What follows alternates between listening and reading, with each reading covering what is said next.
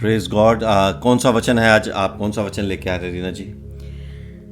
मैं आज ये वचन पढ़ रही थी 2 Corinthians 4 और उसकी 16वीं वर्स। दूसरा कुरिन्थियों 4 और उसकी 16 आयत। हाँ जी, आप सब भी निकाल लें अपनी अपनी बाइबल में दूसरा कुरिन्थियों 4 और उसकी 16 आयत, और हम परमेश्वर के वचन से सीखते हैं। आइए। इसलिए हम हियाव नहीं छोड़ते, यद्यपि हमारा बाहरी मनुष्यत्व नष्ट होता जाता है, तो भी हमारा भीतरी मनुष्यत्व दिन प्रतिदिन नया होता जाता है। आमीन। क्योंकि हमारा पल भर का हल्का सा क्लेश हमारे लिए बहुत ही महत्वपूर्ण और अनंत महिमा उत्पन्न करता जाता है। आमीन।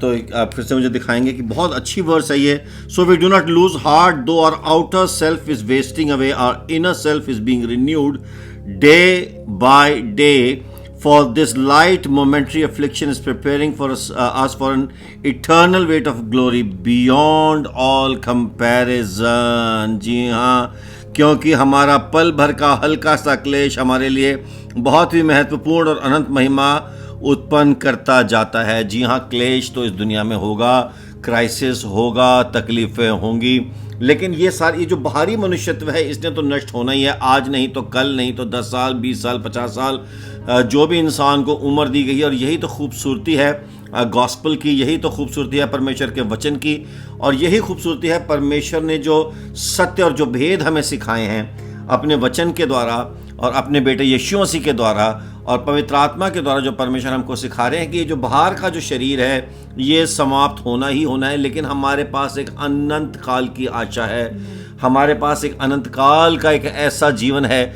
जो आत्मा में है और जो हमेशा के लिए बना रहेगा।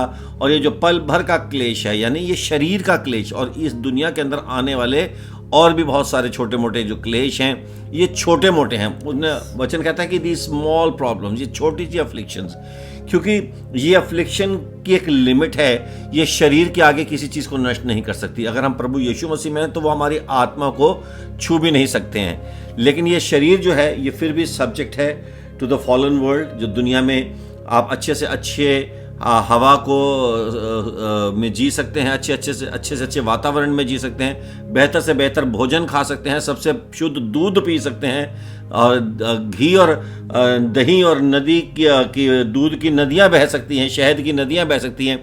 उसके अंदर भी शरीर को मृत्यु जो है वो लाजिम है। मृत्यु ने तो आना ही है, क्योंकि शरीर की मृत्यु है, कंपलसरी है। शरीर की मृत्यु को कोई रोक नहीं सकता, लेकिन एक हमारे पास अनंत काल की आशा है, और वो जो आशा है वो है प्रभु यीशु मसीह में। आप क्या सोच रही हैं रीना जी? जो जिस आशा की आप बात कर रहे हैं वो बहुत बड़ी है उस विपत्ति से जो हमारे सामने आती है।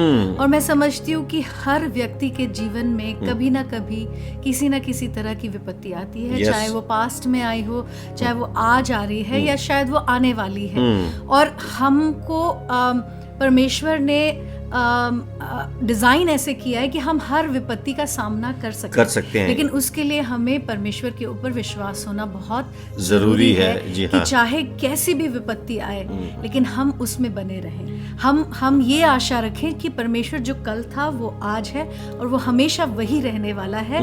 वो कल हमारे साथ था तो वो आज भी हमारे साथ है, और वो हमेशा हमारे साथ रहेगा। सही बात है। इसका मतलब कई बार तो विपत्तियां, एक मजे की बात ये भी है कि बहुत सारी विपत्तियां जो है हम अपने आप बुलाते हैं, हम अपने आप उनको न्योता देते हैं। जैसे कहावत है कि आ बैल मुझे मार वाली जो परिस्थिति है वो हमारे जीवन में भी आती है, क्योंकि हम परिस्थितियों को इनवाइट करते हैं अपनी लापरवाही से, अपने पापों से। जैसे बाइबल लिखा कि पापों का जो दंड है, उसके जो वेतन है वो मृत्यु है। तो हम ये देखते हैं कि ये जो चीज़ें तो होनी है, लेकिन जब वो विपत्ति का समय होता है, वो क्राइसिस का जो टाइम होता है, वो बहरहाल आसान नहीं है, वो बहुत मुश्किल टाइम है। और हम समझते हैं, आप समझते हैं, और सबसे इम्पॉर्टेंट चीज़ है कि परमेश्वर समझते हैं, क्योंकि प्रभु यीशु मसीह भी इस धरती पे शरीर में आए और उन्होंने हर विपत्ति को समझा, उन्होंने शरीर के रूप में जाना। नहीं तो लोग कह सकते हैं परमेश्वर को क्या पता हमारी तकलीफ़ों के बारे में, खुदा क्या जानता है कि हम किस चीज़ से गुजर रहे हैं ना। कई लोग ऐसे शायराना से परमेश्वर क्या लोगों के लिए भी कहते हैं कि लोगों को क्या समझ आएगा। हाँ, लोगों को भी क्या समझ आएगी, तुम क्या समझोगे कि हम किस दर्द से गुजर रहे हैं। तो परमेश्वर को तो खैर फिर वो सोचते हैं कि परमेश्वर को तो पता ही नहीं चलता होगा, लेकिन बाइबल में लिखा कि यीशु मसीह भी हमारी तरह एक मनुष्य बन के आए, है ना, और वो हमारी ही तरह की दुर्बलताओं के साथ जो है वो जुड़े रहे, और उन दुर्बलताओं के दरमियान उन्होंने ये भी इस बात का हमें प्रमाण दिया कि मैं तुम्हारी सब चीज़ों को समझता हूँ, जानता हूँ, मैं तुम्हारा खुदा हूँ, लेकिन मैं खुदा होते हुए भी इंसान बन के आया ताकि मैं तुम्हारी हर भावना को, हर मुसीबत को, हर क्राइसिस को समझूं, ताकि हम ये वाकई में कह सकते हैं कि हमारा यहोवा हमारी मुसीबतों को जानता है, समझता है, क्योंकि वो स्वयं उनसे होके गुजरा है। तो मेरे अजीज़ों, बहुत मुश्किल है परिस्थितियों से गुजरना, ये बात आसान नहीं है। आज चर्च में बैठ के या प्रीचिंग करते हुए बोल देना, फिक्र मत करो जी, हो जाएगा, फिक्र मत करो, परमेश्वर आपको निकाल देगा। कई बार लोग कहते हैं, यार ये लोग पादरी लोग कैसी बातें करते हैं, फिक्र मत करो, क्योंकि वो शायद उनके ऊपर वो मुसीबत नहीं आई है जो हम पे आई है। और बिल्कुल बात सच है। कभी कभी हम बहुत ही ज़्यादा कहते हैं ना कि कुएं के बाहर खड़े हुए, जो कुएं में डूब रहा है उसको कहते थे फिक्र मत कर, तू बाहर आ जाएगा।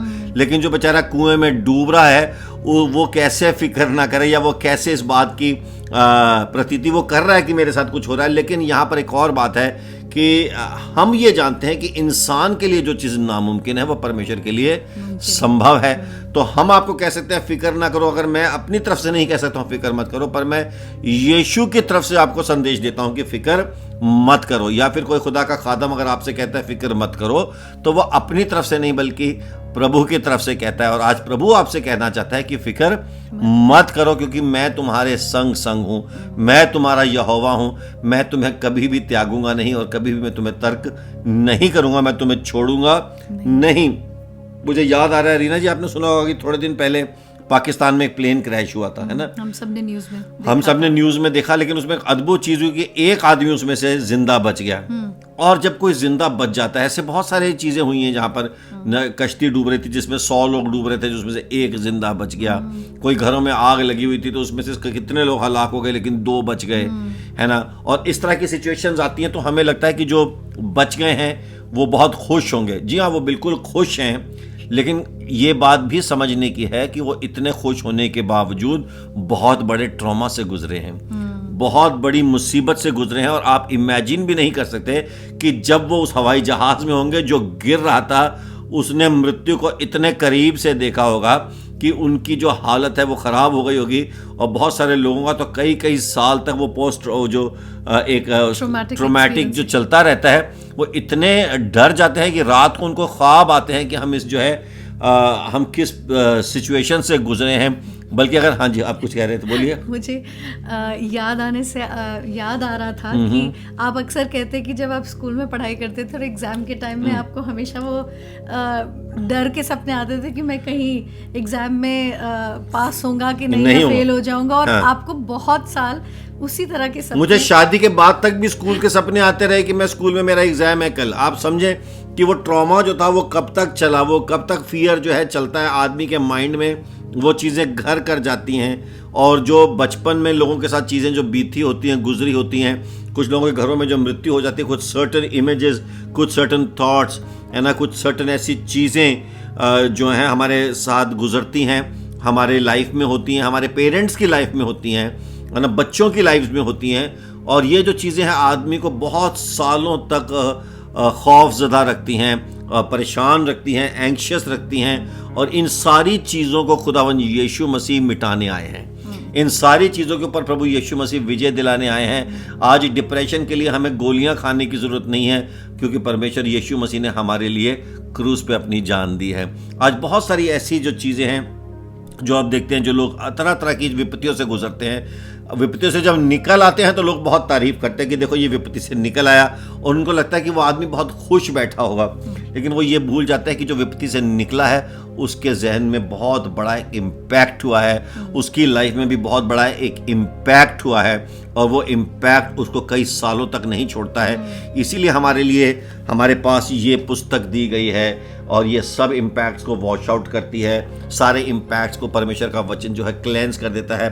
खुदावन यीशु मसीह का लहू हमें हर बुरी सोच से, बुरे ख्वाब से, स्पिरिट ऑफ फियर से आज़ाद करने के लिए आया है। और मैं आपको बाइबल में भी कुछ ऐसे चंद वाक़यात बताना चाहता हूँ जो हुए हैं, और जिनके अंदर हम ये देखते हैं कि जैसे रीना जी, गार्डन ऑफ ईडन में आदम और हवा को जो है निकाल दिया गया था अदन की वाटिका से। तो ये बहुत बेइज्जत करने वाला एक शर्मिंदगी से भरा एक वाकया होगा, क्या कहते हैं आप? बिल्कुल बिल्कुल।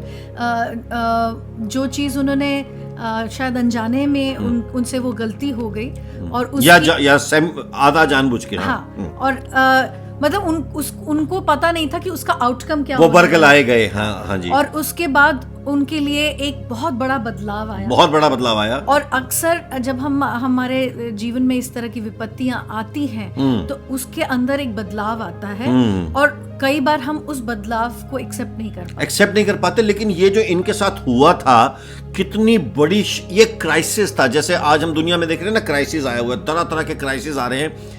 एडम और ईव के लिए आई थिंक दुनिया में ये जितने क्राइसिस हैं, आदम और हवा के क्राइसिस के सामने छोटे पड़ जाते हैं, है ना?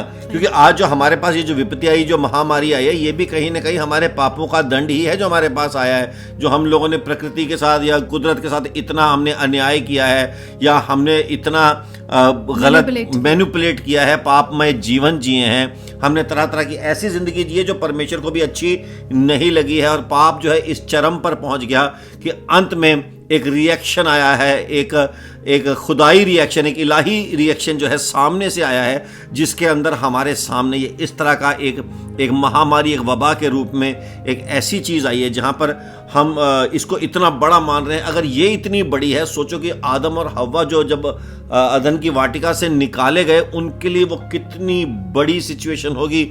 मतलब वो उस वाटिका में थे जिससे सुंदर कोई दुनिया में चीज़ हो ही नहीं सकती।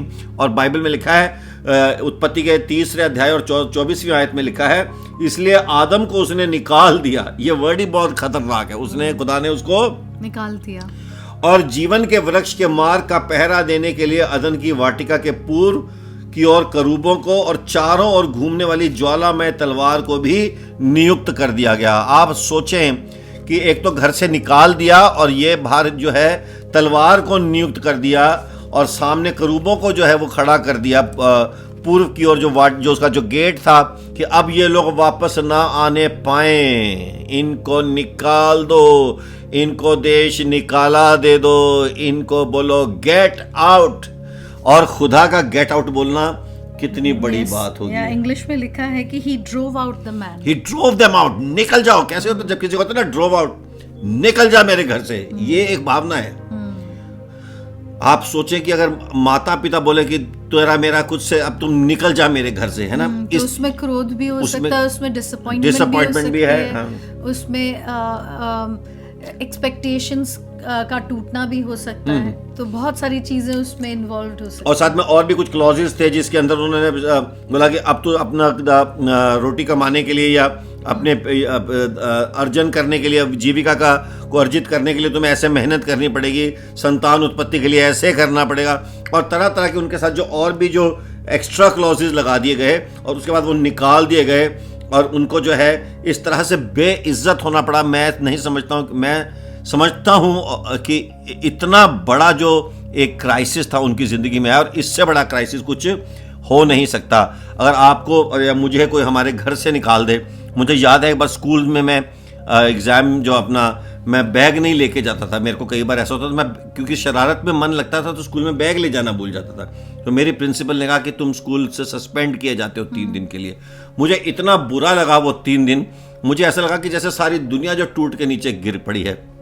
लेकिन कुछ दिनों के बाद उन्होंने मुझे स्कूल में वापस ले लिया, मैं बहाल हो गया। पर आप ये समझें कि आदम और हवा कितना बेइज्जत फील किए होंगे, और वो दोनों बैठ के सुबह सुबह के रोते होंगे, छाती पीट पीट के रोते होंगे। अगर वो वापस भी जाना चाहें तो वापस नहीं जा सकते, क्योंकि वहाँ आग से जलती हुई तलवार, घूमने वाली ज्वालामय तलवार जो है उसको नियुक्त किया गया था, और पूर्व की ओर करूबों को जो है वो नियुक्त किया गया था। और ये बहुत ही बड़ा क्राइसिस था। क्या कहते हैं आप? मैं समझ रही हूँ कि हमने तो उसके बारे में पढ़ा है, हमने उसको एक्सपीरियंस नहीं किया। और कई बार लोग जब अपनी इस तरह की क्राइसिस के बारे में जब बात करते हैं तो उनको वो हमेशा ये कहते हैं कि you would have only understood if you were in my shoes. बिल्कुल, हाँ जी। और कई बार हम किसी की परिस्थिति को समझ नहीं पाते, लेकिन जो आप बता रहे हैं आदम और हवा की, yes it must have been the biggest crisis, कि हर चीज परफेक्ट की थी। खुदा जो परफेक्ट है वो उस आदम और ईव के आसपास घूमता था, उनके साथ सहभागिता करता था, और उसमें से निकल जाना यानी बहुत बड़ी, उसके सामने कोरोना कुछ भी नहीं है ना। मुझे लगता है कि वो जो पहली मृत्यु जो थी वो बहुत बड़ी थी, वो बहुत बड़ी मृत्यु थी, और वो मृत्यु जो है फिर वो मल्टीप्लाई होती, वो कैरी फॉरवर्ड होती होती होती आज तक इस दुनिया के अंदर है। आप सोचें कि वो जो खुद से निकाला जाना आदम का जो है वो आज तक जो है वो कैरी फॉरवर्ड हो रहा है, और उसके जो डिसेंडेंट्स हैं आज तक उस चीज़ को जो है एक्सपीरियंस कर रहे हैं, और उसी को कवर अप करने के लिए, उसका कफारा देने के लिए खुदावंद यीशु मसीह इस दुनिया में आए। और हम ये समझते हैं कि बहुत बड़ी जो मुसीबत जो है, आप कुछ सोच रहे हैं? हाँ जी, बोलो यीशु मसीह की। एक और रीना जी मेरे जहन में आती है, जो नूह की जो वाकया हुआ था कि जब परमेश्वर फिर से सारी दुनिया से क्रोधित हुआ, सारे इस पृथ्वी से क्रोधित हुआ कि पाप इतना बढ़ गया था, पर खुदा ने कहा कि अब मैं एक ऐसी अपने एक सेवक से जिससे वो खुश थे, उन्होंने कहा कि तू एक ऐसी नाव तैयार कर और उसके अंदर हर जाति के लोगों को एक एक पेयर जो है वो उसमें लेके जा। और उसमें जब उसको लेके गए तो हम ये देखते हैं कि 40 दिन तक बहुत ज़बरदस्त बारिश सारी धरती के ऊपर आई। आज आप देखते हैं कि ज़रा सा टाइफून आने की खबर से लोगों की हालत टाइट हो जाती है ना। टाइफून आने वाला है, निसर्ग आने वाला है, ये आने वाला है, और दुनिया में तरह तरह के टाइफून अलग अलग सतह पे आते हैं। कितने लोगों को ये भी याद होगा कि सुनामी भी आई थी, है ना। तो मुसीबत जब आती है, बॉम्बे में जुलाई में एक बार ऐसी बरसात हुई थी कि सारा मुंबई शहर डूब गया था। ये तो ऐसी बरसात थी जिसके अंदर सारी दुनिया डूब गई थी, है ना, सारी धरती डूब गई थी। ये भी बड़ा क्राइसिस था, ये बहुत बड़ा क्राइसिस था, और कितने लोग इसमें मर गए हैं। सारी दुनिया इसमें मर गई थी, सिर्फ एक परिवार जो था वो बच गया था, है ना। आप ये सोचे कि सारी दुनिया जिसमें समाप्त हो गई थी, उससे बड़ा क्राइसिस इस दुनिया में फिर से क्या हो सकता है। हम एक दूसरे क्राइसिस पे आ गए हैं, यानी नूह का, और जो उसमें बचे होंगे वो अंदर कोई पार्टी नहीं कर रहे थे, वो भी उनकी भी हालत खराब हो गई, क्योंकि उनकी नाव भी ऊपर जाती होगी, कभी नीचे जाती होगी, कभी ऊपर जाती होगी, कभी नीचे जाती होगी। वो भी सोचते होंगे कि बचेंगे कि नहीं बचेंगे, और अंदर जानवरों की बदबू थी, और वो भी कितने सारे दिन जो थे वो अंदर थे, और वहाँ पर भी एक बहुत बड़ा कोहराम सा मचा होगा, और सब लोग शायद डरते होंगे, सोचते होंगे, घबराते होंगे, क्योंकि भय जो है वो एक ऐसी चीज़ है जो बहुत आसानी से आदमी के अंदर आ जाती है। लेकिन ये क्राइसिस भी कोई छोटा क्राइसिस नहीं था। खुदा ने सबको कहा था कि तुम आ जाओ, मेरी नाव में आ जाओ। वो संदेश सबको दिया गया था, और सब लोग जो जानवर जो थे उन्होंने गॉस्पेल कैसे सुनी होगी, वो तो सिर्फ चलते हुए इंस्टिंक्ट से पहुंच गए, और उनको आवाज़ पहुंची होगी कि एक एक पैर जो है वो अंदर चलता हुआ आ जाओ, और बाकी जो उनकी किस्म के सारी बाकी जो जानवर थे वो मर गए। आप सोचिए कि कितना बड़ा क्राइसिस उस वक्त आया होगा।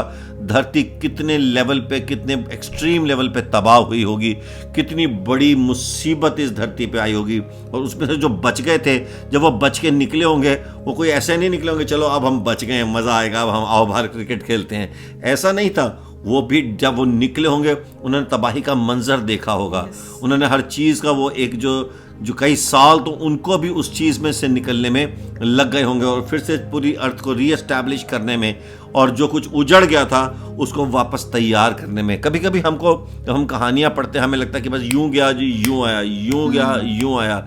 ऐसा नहीं है, एक बहुत बड़ा उसके पीछे बैकग्राउंड होता है, उसकी ऐसी पृष्ठभूमि होती है जिसको हम कई बार भूल जाते हैं। सबसे बड़ी पृष्ठभूमि तो ये है कि इन सब चीज़ों के बावजूद भी परमेश्वर है, और ये सबसे बड़ी बात है कि इतनी बड़ी क्राइसिस जब नोआ अपनी आँख तैयार कर रहा होगा तो उसने कभी कॉम्प्रिहेंड नहीं किया होगा, या सोचा भी नहीं होगा कि आगे क्या आने वाला है, आगे कौन सी विपत्ति आने वाली है। उसने सिर्फ परमेश्वर की आज्ञा का पालन किया, बेशक, और उसको ये नहीं पता था कि सारी धरती नष्ट हो जाएगी, और इस तरह से होगी, और कितनी होगी, और क्या होगा। उसने सिर्फ आज्ञा पालन किया, और उसने वो किया जो परमेश्वर ने उससे कहा था करने के लिए। हाँ जी। लेकिन that time was never the same. Everything changed. बिल्कुल, सब बदल जाता है। और मैं कहता हूँ कि अगर कोई छोटा सा भी किसी के घर में हादसा हो जाए, उसके बाद सारी जिंदगी बदल जाती है, इंसान जो है उसकी सोच बदल जाती है। और ये तो आप समझ सकते हैं कि बहुत बड़ा क्राइसिस था, बहुत बड़ी विपत्ति थी, बहुत बड़ी मुसीबत थी, और उस मुसीबत का कोई हल भी खुदा ने ये नहीं कहा कि तुम प्रार्थना करोगे तो धरती बच जाएगी।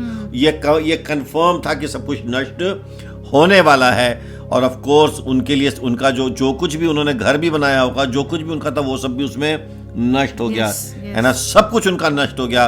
It was a bigger crisis than corona, it was a much bigger crisis than corona, है ना? तो आप समझ सकते हैं कि इन जो मानव जाति है, जो मैन काइंड है, कैसी कैसी मुसीबतों से गुजरा है। अगर हम एक और दूसरे लेवल पे आए, चलो ये तो दुनिया के लेवल पे हो गया। एक शख्स था जिसका नाम था एब्राहम, है ना?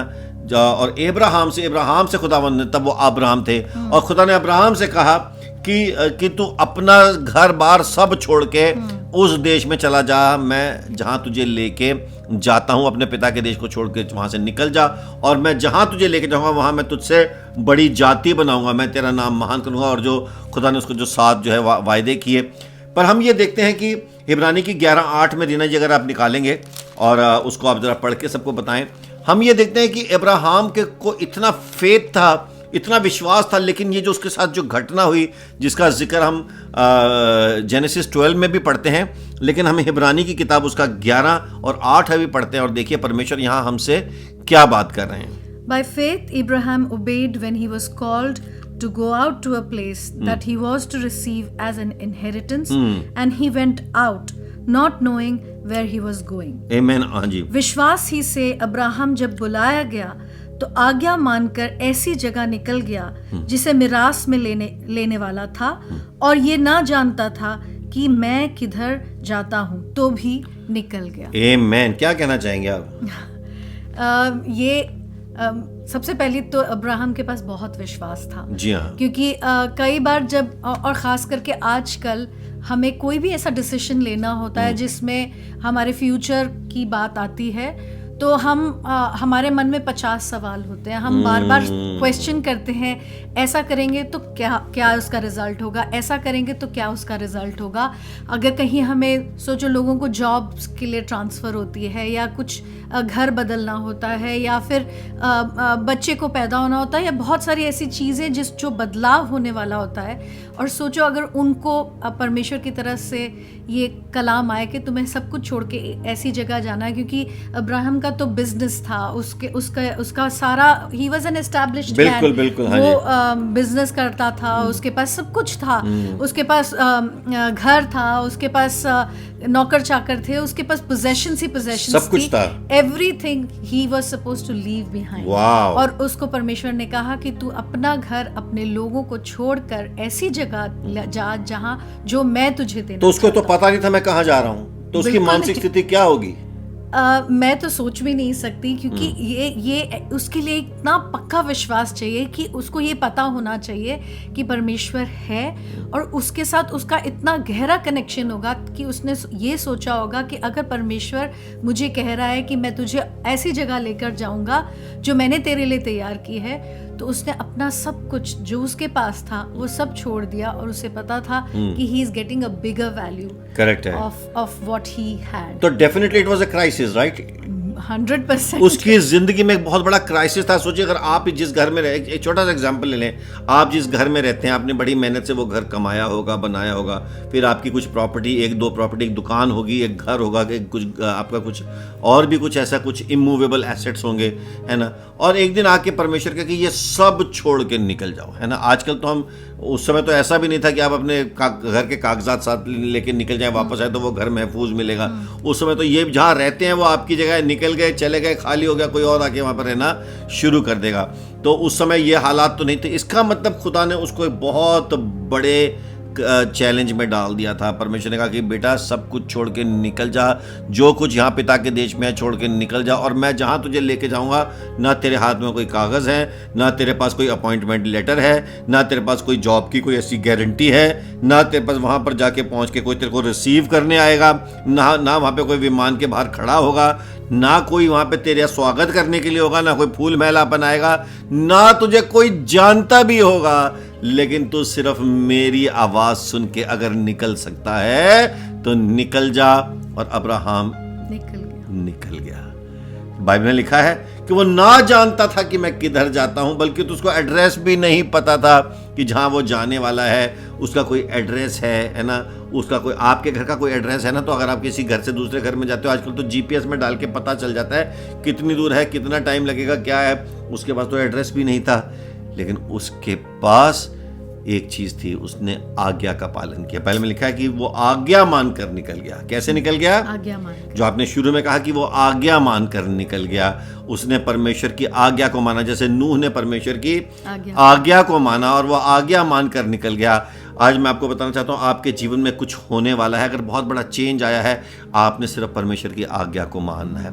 आज अगर कोविड आया है तो आपने सिर्फ परमेश्वर की आज्ञा को मानना है। आज आपकी जॉब चली गई है, आपको सिर्फ परमेश्वर की आज्ञा को मानना है। आज आपका काफ़ी कुछ खो गया हो, आपका पैसा किसी बैंक में फंसा हुआ है, वो बैंक बंद हो गया है, लेकिन आपको सिर्फ आज्ञा माननी है।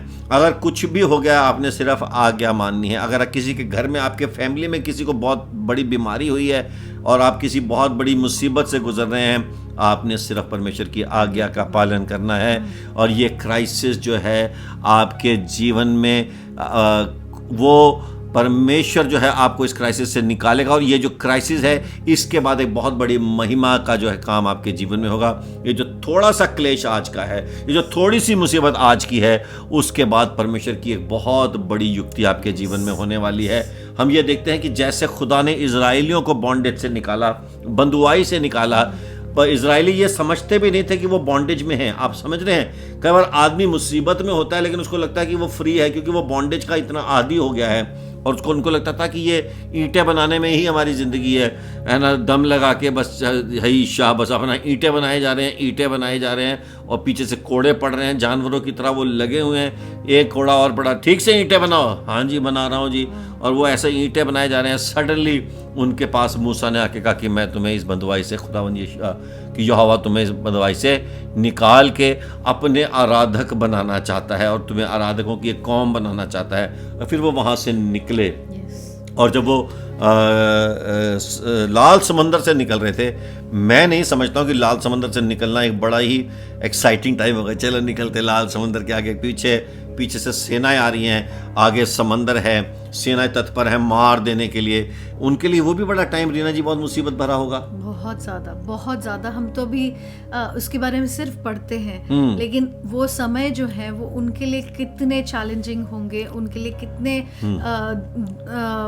दुखी होंगे और कितने डरावने भी होंगे, भयावह भी होंगे। और उनके लिए, मतलब उनके लिए एक आपत्ति उनके ऊपर जैसे विपत्ति आ गई। हाँ, उनके सर पर एक विपत्ति आकर ठहर गई। जी हाँ। और उसमें से वो सोचते होंगे कि वो कभी निकल ही नहीं पाएंगे, बस खत्म हो गया। बहुत सारे लोग इतने डर गए होंगे, लेकिन खुदा ने उनको, बाइबल में लिखा है निर्गमन की किताब 14 और 30 में, और यहोवा ने उस दिन इस्राएलियों को मिस्रियों के वश से इस प्रकार छुड़ाया। और इस्राएलियों ने मिस्रियों को समुद्र के तट पर मरे हुए पड़े देखा। वाह, बहुत ही खतरनाक। अगर इसकी फिल्म का अगर हम चित्रण करें या इसको हम देखें तो बहुत ही खतरनाक लाशें पड़ी हैं, और वो पानी के अंदर दूसरी लाशें डूब रही हैं, और ये लोग बस आखिरी छोर से निकल के जा रहे हैं, और इनके पास अब कुछ भी नहीं बचा है।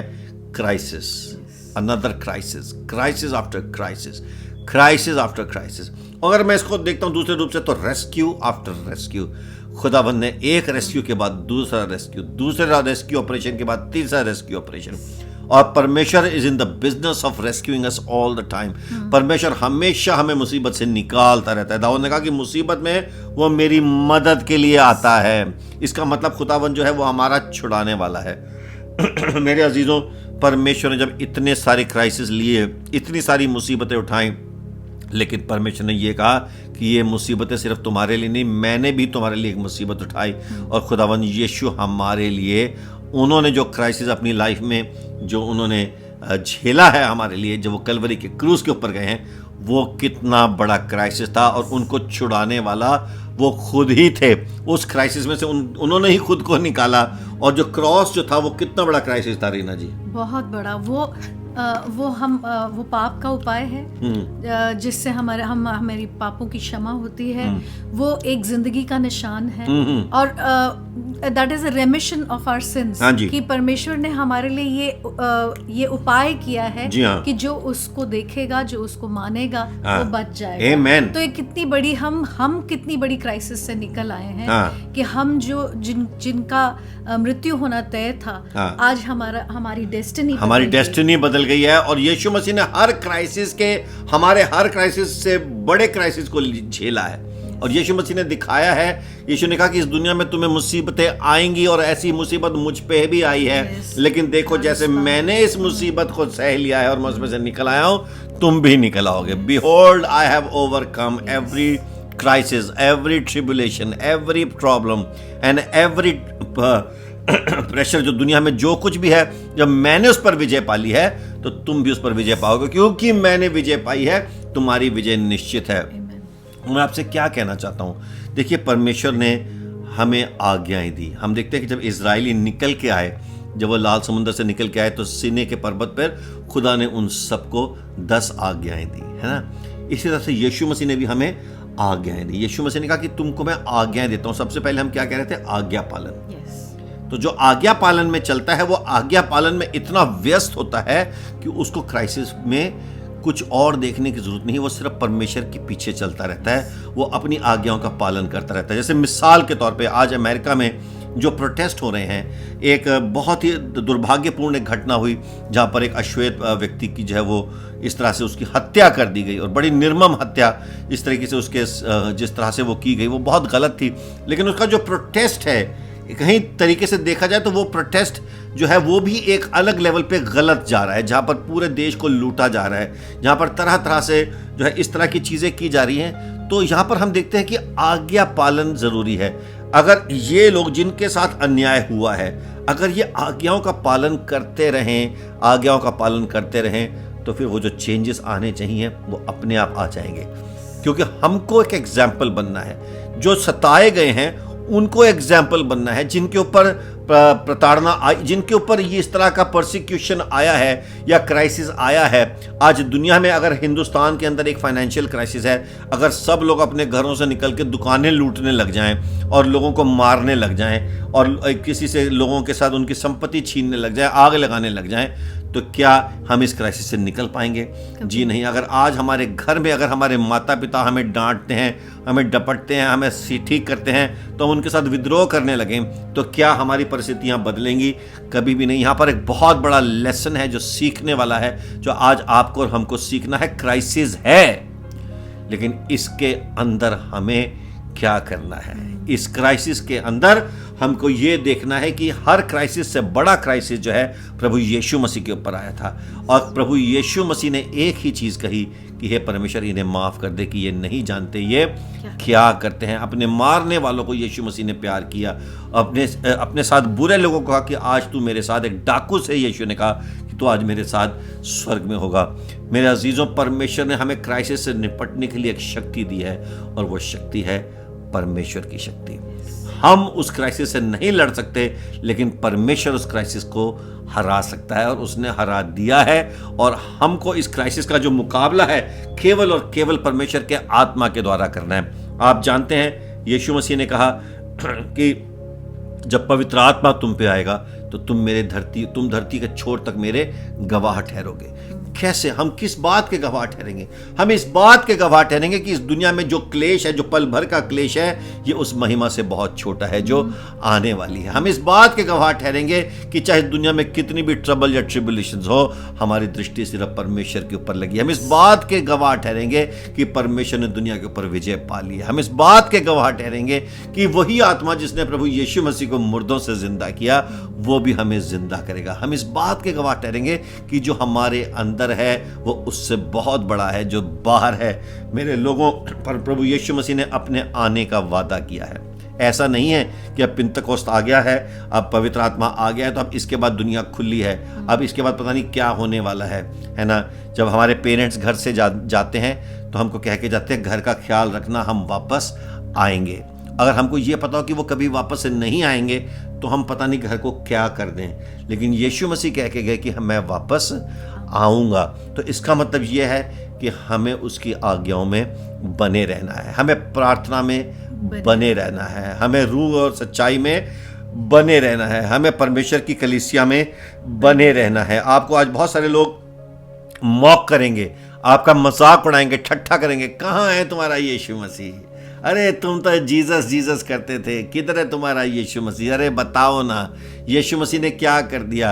अभी समाप्त नहीं हुई है कहानी। मैं मैं बताऊं ना, कभी कभी आप कहानी पढ़ते हैं ना, तो जब देखते हैं एंड में हीरो हार रहा होता है और लोग आके कहते हैं लेकिन अभी कहानी समाप्त नहीं हुई है, क्योंकि हमारा जो विजयी जो परमेश्वर है उसका आना अभी बाकी है, अभी किस्सा बाकी है, अभी जो होना है वो बाकी है। 4 तो कहानी के जो उसके जो पार्ट हैं, ये 7 पार्ट्स की कहानी है जिसके 7 हिस्से हैं, जिसमें से 4 पूरे हो गए और 3 बाकी हैं। और इसके बाद जब तुर ही बजेगी तो बहुत बड़ा बदलाव आएगा, एक सरप्राइज होगा उन सब के लिए जो परमेश्वर में विश्वास नहीं करते हैं। मेरे अजीजों, हम तैयार हो जाएं। आज क्राइसिस के अंदर हम क्राइस्ट की तरफ देखें, आज क्राइसिस के अंदर सब यीशु की तरफ देखो। मुझे मालूम है और परमेश्वर मुझसे बेहतर जानते हैं कि आपके जीवन में बहुत बड़ी मुसीबतें इस वक्त चल रही होंगी। आपकी हेल्थ की प्रॉब्लम होगी, आपके जॉब की प्रॉब्लम होगी, हो सकता है आपकी लाइफ में बहुत सारे सीरियस हेल्थ फैमिली इश्यूज हो रहे होंगे, हो सकता है आप आजकल बहुत बड़े डिप्रेशन से गुजर रहे होंगे, आपको हो सकता है डर लग रहा हो, चिंता हो रही होगी। लेकिन आप ये याद रखें कि परमेश्वर यीशु मसीह आपको इस क्राइसिस से निकाल रहा है। परमेश्वर यीशु मसीह आपको इस क्राइसिस के अंदर डूबने नहीं देगा, मरने नहीं देगा, हलाक नहीं होने देगा, समाप्त नहीं होने देंगे, बल्कि प्रभु यीशु मसीह आपको जीवन देने जा रहे हैं। क्योंकि शैतान आता है मारने, काटने, हलाक करने, लेकिन यीशु ने कहा कि मैं जिंदगी देने आया हूं और हमेशा की जिंदगी देने आया हूं। अगर आप हमेशा की जिंदगी को पाने के लिए तैयार हैं और इस क्राइसिस में विजयी होना चाहते हैं, तो आप बोलिए यस और आमीन। बोलो हाँ, मुझे विजयी होना है, हाँ मुझे विजय पानी है और मैं विजय पा चुका हूं। जैसे आदम जब निकाला गया अपनी आदम की वाटिका से, उसकी विजय प्रभु यीशु मसीह बन के लौटे, और उसी पूरब से जहां से वो निकाला गया, उसी पूरब से प्रभु यीशु मसीह आए और उन्होंने प्रवेश किया यरूशलेम के अंदर। तो आज और आपके और हमारे लिए भी ये विजय निश्चित है। मैं आपको डिक्लेयर करता हूँ, मैं भविष्यवाणी करता हूँ, मैं ये डिक्लेयर करता हूँ, प्रोफेसी करता हूँ आपकी लाइफ में कि आपकी विजय निश्चित है, आपकी विजय निश्चित है। मेरे साथ बोलिए, मेरी विजय निश्चित है। ये कंफर्म करके बोलिए, मेरी विजय निश्चित है। जितने लोग जुड़ते जा रहे हैं नीचे लिखते जाओ, मेरी विजय निश्चित है। I will come out of the crisis, I will come out of the crisis, है ना। वहां पे लिखो कि Christ in crisis is my hope of glory, Christ in crisis is my hope of glory. प्रभु यीशु मसीह मेरी जलाल की उम्मीद है, खुदावन यीशु मसीह मेरे जलाल की उम्मीद है, खुदावन यीशु मसीह हम सबके जलाल की उम्मीद है। और आए हम आज प्रार्थना करना शुरू करें। Thank you father, hallelujah. प्यारे प्रभु, हम हमारे सारे भाई और बहन और हम सब लोगों के लिए पिता परमेश्वर आज दुआ करते हैं पिता परमेश्वर, खास करके वो लोग जो आज किसी न किसी विपत्ति में है। yes, क्योंकि इस दुनिया में परमेश्वर कुछ भी अच्छा नहीं हो रहा है। हम जहाँ भी खबरें सुनते हैं वहाँ सब कुछ गलत हो रहा है। yes, Lord. लेकिन परमेश्वर, हम ये जानते हैं कि ये पल भर का है, yes. ये थोड़े ही समय के लिए, क्योंकि आपने इस सृष्टि की रचना इसलिए नहीं की कि सब कुछ तबाह हो जाए। आपने नूह से भी यही प्रॉमिस की थी कि अब आप उसको नहीं उजाड़ेंगे। और पिता परमेश्वर, हम आज यही प्रार्थना करते पिता परमेश्वर कि आप हमारे अंदर वो हिम्मत दें, ताकत दें, जैसे आपका वचन कहता है कि ढाढ़स बांधो, देखो मैंने सबको विजय दे दी है। और ये यीशु मसीह का वादा है। यीशु मसीह ने सिर्फ एक ही बात करी, उसने अपने पिता की आज्ञा का पालन किया। इसी तरह आज हमें ये सीखना है पिता परमेश्वर कि हम भी आज्ञा पालन करें। और यीशु मसीह ने जो 2 बड़ी आज्ञाएं दी थी कि परमेश्वर से प्रेम करो और एक दूसरे से प्रेम करो। प्रभु, आज हम यही निश्चय लेते हैं कि हम एक दूसरे से प्रेम करें। अगर कोई विपत्ति में है तो हम उसे सहारा दें, हम उसके लिए प्रार्थना करें, हम उसका सहारा बने। हम किसी चीज को उजाड़े नहीं, अपने शहर को ना उजाड़ें, हम किसी के ऊपर ब्लेम ना डालें। हम सिर्फ इंतजार करें कि आज अगर विपदा है तो कल वो ठीक हो जाएगी। हमारा विश्वास, हमारा भरोसा परमेश्वर के ऊपर हो। प्रभु, आज सभी लोगों को हम आपके चरणों में सौंपते हैं और आपकी कवरिंग मांगते हैं पिता परमेश्वर कि आप सबको बीमारी से, प्रॉब्लम से आप बचा के रखें और आप उनके ऊपर एक ऐसा ओढ़ना उड़ा दें पिता परमेश्वर, जो पवित्र लहू है, जिसकी वजह से हम परमेश्वर सब बच जाएं। धन्यवाद करते हैं प्रभु, हम धन्यवाद करते हैं एक एक भाई बहन के लिए। हे परमेश्वर, हम धन्यवाद करते हैं एक एक घर घराने के लिए। प्रभु, हम धन्यवाद करते हैं एक एक बेटे और बेटी के लिए। हे परमेश्वर, जो आज इस क्राइसिस में है, हे परमेश्वर, आप उनके घर की हालत जानते हैं, आप उनके शरीर की हालत जानते हैं। हे परमेश्वर, आप उनके मन की हालत जानते हैं, आप उनके दिल की हालत जानते हैं। हे परमेश्वर, आप उनकी पर्सनल लाइफ में क्या चल रहा है ये भी जानते हैं, वो किस टेम्पटेशन से गुजर रहे हैं आप ये भी जानते हैं। हे परमेश्वर, उनके पास किस चीज़ की कमी घटी है आप ये भी जानते हैं। और हे परमेश्वर, वो कहाँ से निकाले गए हैं आप ये भी जानते हैं, वो किधर गिरे हुए हैं आप ये भी जानते हैं, वो कैसे टूटे हुए हैं आप ये भी जानते हैं, वो कैसे दुखी हैं प्रभु आप ये भी जानते हैं। एक एक बेटा और बेटी इस वक्त जो सुन रहे हैं, मैं यीशु के नाम से डिक्लेयर करके कहता हूं कि परमेश्वर ने आपको इस मुसीबत से निकालने के लिए हाथ बढ़ा दिया है।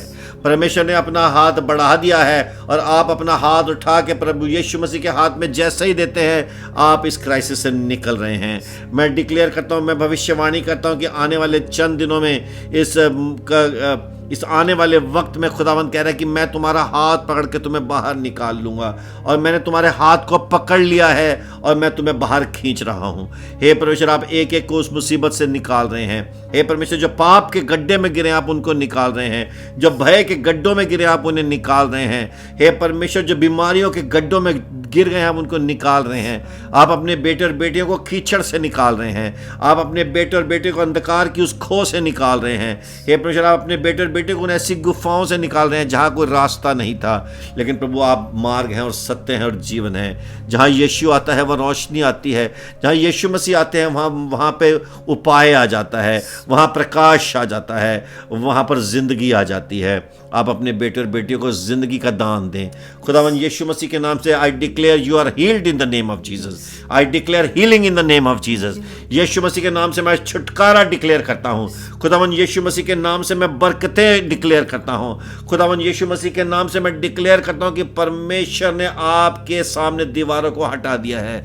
परमेश्वर ने वो पीतल के और तगड़े तगड़े स्टील के ताले भी तोड़ दिए हैं। खुदावंद ने आपके सामने उबड़ खाबड़ रास्तों को सीधा कर दिया है।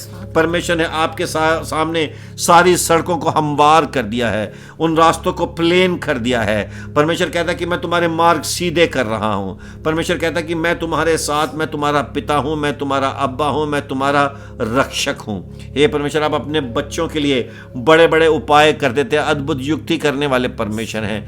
हे परमेश्वर, इस मुसीबत में मैं आपको बताना चाहता हूं, इस मुसीबत में आपको फेवर आ रही है। इस मुसीबत में भी आपको फेवर आ रही है, आपके जीवन में फेवर आ रही है, आपकी लाइफ में फेवर आ रही है। God is moving favourably in your life. God is opening gates and doors in your life. परमेश्वर आपके लिए वो झरोके खोल रहा है, आसमान के झरोके खोले जा रहे हैं। ओपन हेवन खुदा ने आपके लिए डिक्लेयर कर दिया है।